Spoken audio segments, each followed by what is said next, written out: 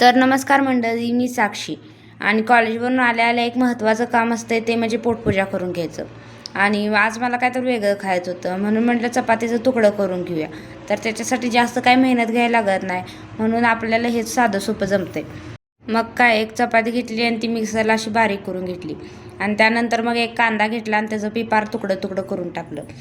आणि कांदा चिरून झाल्यानंतर मग मी तुकडं बनवायला घेतलं आणि सोबत चहा पण ठेवला होता, कारण चहाशिवाय जीवन अधूर झाल्यासारखं वाटतंय.